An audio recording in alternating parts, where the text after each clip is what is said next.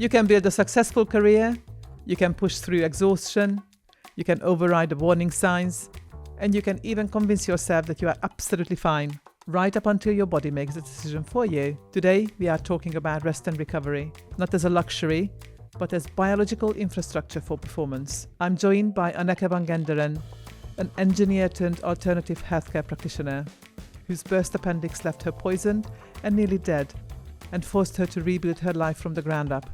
I'm Ildiko Seely, your routine and performance strategist, and this is Routine is Revenue, where we connect your personal health routines directly to your business and career performance.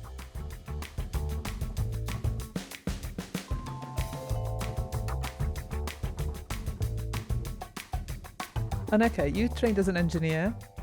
You built a health clinic on prestigious Harley Street, but now you're working as a healthcare assistant in an acute medical unit. Now, from the outside, that can look like a real drastic step down. But do you feel that you downgraded your career? So yes and no. I work as a healthcare assistant in the acute medical unit to learn what I consider to be the good bits of modern healthcare. From engineer, I went to study all sorts of alternative healthcare modalities because I'd been very ill. And I started that in 2000. Okay. It is now 2026. So I've been in alternative healthcare for 26 years.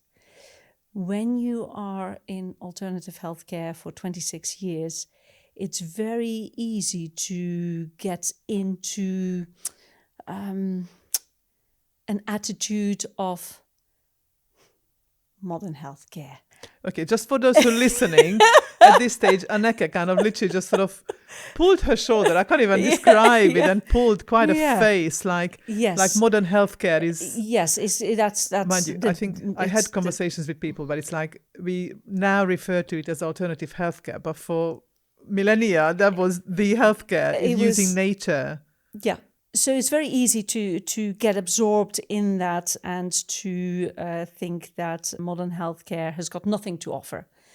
My personal opinion is that modern healthcare does have things to offer. For example, if you break your leg, please go to hospital. Yeah. Have an X-ray taken, and they will then either apply a cast or put a plate and some screws in your leg or whatever it is, and then you can come to me. Yes, that's possible, but it's one of the things where modern medicine shines, I would say, is in the acute setting.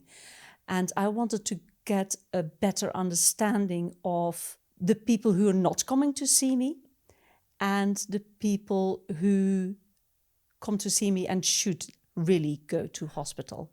Okay. And as a healthcare assistant, for the people who are not from the UK, a healthcare assistant is the lowest rank in hospital.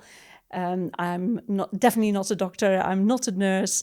The things I do on paper are really, really simple. You make sure people have got something to drink, they've got something to eat, the call button is nearby, and they are clean. That's the main... The absolute primary care. That's the basis of it. And then we also escort them to imaging or to a new ward if they need to go somewhere else in hospital. So what did you do in your clinic on prestigious Harley Street? I would take people through a one-day breakthrough session, which is the top tier thing of what I do, is where people come to me in the morning with a problem, and by the end of the day, the internal problem has gone.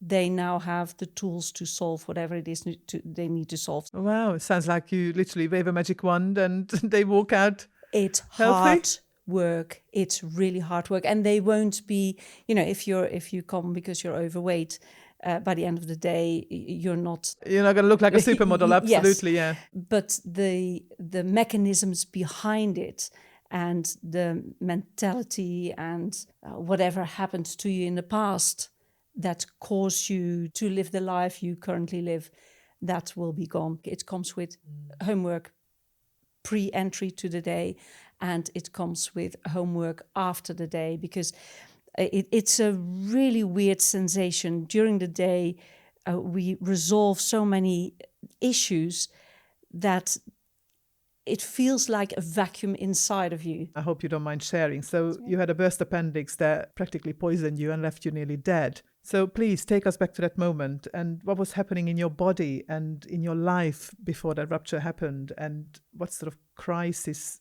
or force that you had to confront. Well, we just immigrated to Great Britain. So my then husband, he got work in Great Britain, and I helped him settle in January of that year. I was still living in the Netherlands with 2 little children. My daughter then was 6 months and my son had just turned 3. So to do, childcare and work and all the rest of it is taxing enough as it is. Every now and then going to Great Britain with 2 small children is an interesting experience. And then, of course, there is the fact that every now and then he would come back home. And, of course, when children are that young, they grow and develop very quickly. So the times he would come home, he had known the situation before. It was all different. The whole routine was different. Okay. And he would upset the apple cart. And so that was a very stressful time. I also sold the house, packed everything, made everything ready to immigrate to Great Britain. Looking back at it, it must have been stressful, especially the kids was stressful, but the rest I kind of do because I've moved house quite a lot. I just arrived 7 weeks earlier, so we were just settling in. Okay. And so maybe the stress came out, I don't know. But I had a burst appendix. The GP came out to see me. And he said, I don't know what, but something has burst inside you. Here's an ambulance, blue light, and you'll be brought to hospital. Prepare your mind. You're going to have an operation today. And they didn't. They left me for 3 days before they operated on me. Now, I don't know a lot about burst appendixes, but all I know is that basically your body gets flooded with toxins. Yes. Basically. Yeah. How did you not die? My life was still meant to be lived. I don't know. It wasn't your time. It wasn't my time, no. In some belief systems, literally, they would say it wasn't your time to go. It wasn't my time, yeah. But what I take away from that is that, as you've just described how your life was at that point, you were doing several people's work, really, incredibly stressful and busy times. So your body literally forced you to take a rest. Oh, yes, it did. For quite a while. So how did that unfold for you? I was 45 kilograms by the time I left hospital. I know exactly what 45 kilograms looks like because sadly my mom, and she had been in hospital for some months with cancer and multiple operations. Yeah. She was about 45 kilograms when I went to see her. Yeah. And I didn't recognize her. And she was like at least a foot shorter than you. Yeah. So I cannot imagine what it would have been like for you as a tall person. I couldn't lift the kettle. In Great Britain, the water kettle is a thing. I couldn't open the children's gate because, my daughter was then 1 year old and, we needed the gate to keep her safe. And I couldn't open it. I just didn't have the physical strength to do that. So I went back to the Netherlands with the children to stay with my parents for about 2 months. And then I went back to Great Britain to still recuperate. The children where my son was going to school and my daughter was going to a lady in the village who looked after children, and, other people stepped in. People I didn't really know because, I'd only been there 7 weeks. And even in those 7 weeks, how much can you accomplish in 7 weeks, as in social connections? And the people I met then, I can never, ever repay. I can't repay them. It did instill in me, to only offer help if I can actually help. When I offer help to people, I state the kind of help I can give. So I can, whatever it is, I can cook you a meal once a week, or I can take your dog for a walk, or I specify it so that they don't ask me things that would stress me out. I don't expect anything back because I can't repay the people who helped me then, but I can pay it forward. So this is all like this attitude of how you offer any support to other people. Does it stem from that time when you were on your own and you were doing absolutely anything and everything that life was throwing at you without any selection, and then you ended up very ill? Does it stem from there? Yes, from the people who helped me come back, to my former self, to recuperate. Yeah. And I've still got friends from that time. Can I ask where you lived at the time? In Mid-Wales. Mid-Wales? Oh, wow. Okay. Yeah. And that can be really quite remote. And I suppose, I wonder if that kind of slightly explains the community spirit in there, because when you're on your own, you're on your own. There's not an awful lot there, yes. Because you are now on the front line in that acute medicine unit that we mentioned, seeing very sick people every day. How does it make you feel? Does it bring back awful memories when you were very sick? Or that is exactly the thing that fuels you to help these people? No, it doesn't bring... Of course, you've got your own reservoir of experiences to dip into when you deal with people. But for me, at the moment, the biggest challenge is old people with dementia, because that's very close to the bone. My dad passed away, but my mum, she's got dementia now, and I prefer not to be on a one-to-one basis with dementia patients if they can swing it. Because it's a trigger for you. I find it difficult to do, and I can do it. It's just not pleasant. But for the rest, I dip into all the resources I've got. And I think quite often you do it unconsciously. It's really interesting. It's a bit of a paradox there, because obviously we've already established that before you fell ill, you were taking on a lot. And then you fell ill and then you had some help, and that shaped how you offer support now. But Privately. Privately, okay. Yeah. So if friends so if friends ask me if they fall ill or they need support, then I will offer support in a certain way. Yeah, not in hospital. In hospital, I just do the work I need to do. Yeah. You still have to regulate yourself to make sure that you don't take on too much of work. Because the very next question I was going to ask you is, how do you manage your own rest now and your recovery in between shifts? Because I can imagine working in healthcare, it's not easy. Currently, how I manage is because the shifts are 12 and a half hours long. Goodness. So, and in a way, I like it, because work is then over and done with. You can get shorter shifts, so you can get 7:30 till 2:30. Like what you would call a standard 8-hour shift? But I don't like that, because then the work's not finished.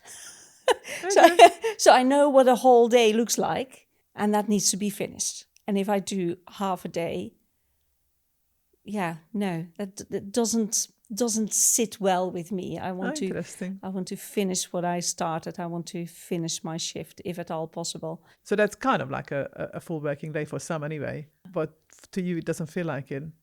Even though you sort of see patients through from sort of breakfast to lunch.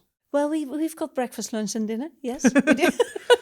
Yeah. Is there such luxuries that you have a lunch break? 2 half-hour breaks, and then it's divided in 3, so not everyone disappears from the ward at the same time. Half an hour in the morning, half an hour in the afternoon. But how I manage my my rest time, I do my 3 days in a row. Always 3 days on and 3 days off? 3 days on, 4 days off, which everyone says that I'm absolutely mad to do that, because it's hard work. It's really hard work. Fully on for 3 days and then fully off. But at the same time, you are doing other things in your life. So are you doing this to support that as well? Like you're doing your podcast, you've got future plans, which we're going to get onto. The pattern came to be because this was the job available. Okay. So the job available was either 3 days or full-time. And full-time means 3 weeks of 3 days and 1 week of 4 days. And I didn't want to do that. I only wanted to do 3 days. That was enough. And initially the days were all over the place, and it did my head in, because I couldn't get anything else done. Every day you work, if it's less than 20,000 steps, it's a slow day. So that's the steps. That's the steps alone, and then you have to do the physical work. So I was tired. So every time I would have had a day of work, or maybe 2 days of work, I'd sleep in. So my current pattern of 3 days, and thank goodness they allow me to do it, 3 days work. And then on Monday, the only thing I do is I wash and iron my uniform, I sleep, and I do the dishes and I sleep, and I have a bath and I sleep. And that's my rest. So basically, you've got this weekly pattern then. But do you feel that in the 3 days you run yourself into the ground? Well, almost, because the third or the fourth day in this case, the fourth day I'm preparing food and everything for the coming 3 days. 3 days. So do you feel that the rest and recuperation you give yourself this way with this pattern is enough to keep yourself healthy and prepare you for all these other things that you are building? Yes. Could it be improved upon? Definitely. It works.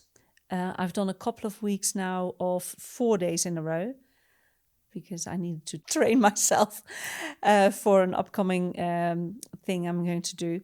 So I needed to do 4 days in a row. And it's possible, I can do it. But the 3-day gap in between then is not enough. Not enough to do anything else, if that makes sense. So there's no space for podcast or doing therapies or anything else. Yeah. So the 3 days currently is something I can maintain, if that makes sense. 4 days, I wouldn't be able to maintain that for a long period of time. And maybe if I do it often enough, I'll train myself up to it, because you do get fitter when you do it. So there's definitely a curve there, but it's not what I want. If you are listening to this thinking this is exactly where I get stuck, that's not accidental. This is the work I do privately with business owners who want sustainable performance without it costing them their health. If it resonates, you will find the link in the show notes. When you rebuilt your health after technically nearly dying, were there any particular routines that you were following, things that get you back on track and get your health back on track? Were there any non-negotiables to stabilise you first, and then where did you go from there? Well, life showed me the non-negotiables because, I could do almost nothing. So that's it. You have to really... No, I had to build up from the ground up. The official NHS dietary advice at the time, for me specifically, was you can have milkshakes and French fries because you need to fatten up. I didn't know an awful lot about nutrition, but I knew that wasn't what... to me, it doesn't ring true. I didn't need fattening up, I needed building up. I didn't think that it was going to sit well within me to do milkshakes and French fries. I did not know what to do instead. So what I did was really wrong. On offer at the time was toast, and they had on offer this salads. Is while you were still in hospital. When I was still in hospital, salads. And if you've had an operation in your stomach, or your gut, where they've kind of basically cut you open, saw the damage, cut off the bad bits, gave the rest a bit of a rinse and sewed you up again. You do not want to eat anything that's taking a lot of effort of your gut to digest. Yeah. You want easily digestible stuff. So I didn't follow the NHS advice. I very quickly realized that my own knowledge was not enough. And I found a herbalist. She was ancient at the time. She must have been my age. But to me, she was really old and wise. She gave me proper dietary advice, told me to start with juices, because then my gut didn't have to work so much to digest the nutrition in it. I needed nutrition. I needed way more nutrition than that I could eat, if that makes sense. Oh, okay. And I couldn't eat an awful lot of stuff because of my gut was still not happy. So interestingly, that's exactly what you were advised in that extreme situation. Yes, but then also celery juice or red beet juice or carrot juice, and then bit by bit smoothies. So you've got the whole So plant. you built up your nutrition to, Yeah, and as you then- said, I think you yeah. put it really well that you had to rebuild your body Yeah. rather than just fatten up. I mean, the whole phrase just sounds awful. All the things that are going through my head, like I've never seen food so disgusting as I did in hospital when a friend was in hospital and stuff like that. And you hear horror stories because I really don't want to slag off the NHS at all. Fortunately, I've never really had to rely on it to the point when I've never been to hospital for an operation and stuff, although I obviously do get treatment for other things. Yeah, they do their best, I have to say. The kitchen, they do try. And sometimes you look at it and you think, oh, yeah, not quite today, not quite. This lady also told me to do energy work. And that's how I came to do Reiki. Okay. In her mind, I was going to do acupuncture, but that was just too much for me. I just, at the time, I just couldn't have the needles. Now I don't care, but now there's more to me. That was... Yeah. So I did Reiki and I followed the protocols with the food that was prescribed and how to make it herbs and potions and lotions and all the rest of it. And bit by bit, I got better. 5 months later, I got admitted again with a knot in my bowels, which felt quite similar to having a burst appendix. And again, they left me for 3 days, but with a good reason, because they were hoping that because the bowels move so much, that the knot would undo itself, which it didn't. So they had to operate again. Not having peritonitis after a bowel operation is a big bonus. Not having what, sorry? Peritonitis. I don't know what that is. It's where a layer in your belly gets inflamed, and that would have been the cause of that if I had died. So the first operation, because it was all, as you say, this poison in your body. The toxins flood you. And this layer, this thin layer, when that gets inflamed, it's called peritonitis. Okay. And that would have been the cause of death. But the second operation, I didn't get that because it was all clean, if that makes sense. Right, okay. And that layer didn't get inflamed. So I felt quite a bit better after the second operation. And I immediately implemented all the things I'd learned the first time around. And I was going to latch onto that a little bit because the framework that I teach is based on a temple method. So apart from the fact that we analyze time as the foundation to everything, but then with my clients, we go through all the core health pillars. And it sounds to me that you literally, to rebuild your life back at the time, you went through pretty much all of the core health pillars. You mentioned all of them. So starting with nutrition, your physical health had to be looked after greatly. And then your mental and spiritual health, going to Reiki. Did you actually learn Reiki? Is that what you then later did in your clinic? I started to study all the modalities that had been inflicted upon me. Well, I asked for it. I started with Reiki because as an engineer at the time, it didn't make an awful lot of sense. And I wanted to be able to scratch it off the list. But it turned out that I'm actually really good at it. And I became a Reiki master. There you go. So, yeah. And then, of course, your intellectual health, because you were really quite conscious of what you were learning, what you were taking in, what advice you were seeking. Your emotional health, because when you then moved, you were in a remote area and you really picked people who were able to help you and nurtured the right relationships to help you get better. These were all like the essential foundations to literally rebuild your life. The only thing missing that you do is movement, because I just couldn't. So for any entrepreneurs and career professionals listening who are running on adrenaline, perhaps, who are just telling themselves that they will rest when, I don't know, the next project is launched or the next project is finished, whatever comes next in their business life, what is one concrete action people could take right now to stop borrowing from their future health? First, the realization that that's what you're doing. I think a lot of people think they've got forever to live, or they won't get any serious health problems. They're gonna live forever, and there's no problem. I see that a lot in hospital. People are surprised they're ill, and and for quite a lot of them, you can make a list of things. Well, what happens, and then they start to name it, And then if you say, and now here you are.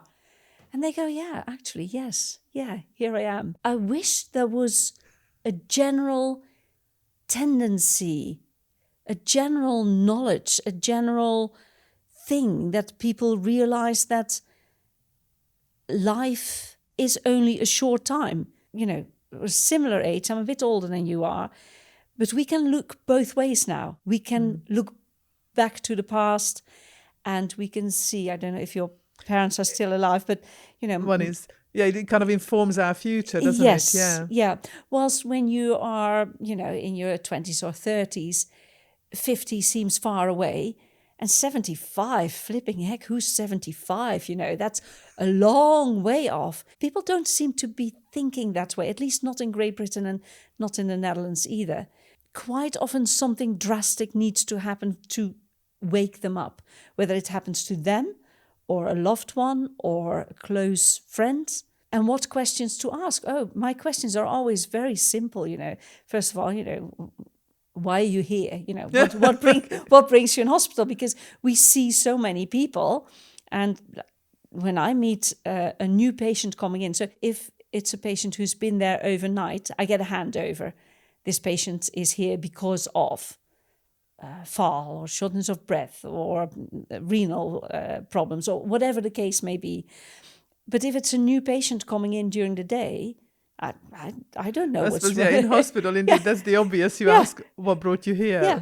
The digging deeper kind of questions, the questions that make people realize that had they done or not done certain things in the past, whatever week, month, year, or years, then they wouldn't actually end up. Yeah, it's possible to grow old in years, but to stay connected, to be in the middle of, for want of a better word, because I don't particularly like it, a community, group of people super who important. Look out for each other. And whether that's family or friends or neighbors, it doesn't really matter. It keeps them engaged. It keeps them connected to the world. That's with our relationships, isn't it? But many older people don't have that.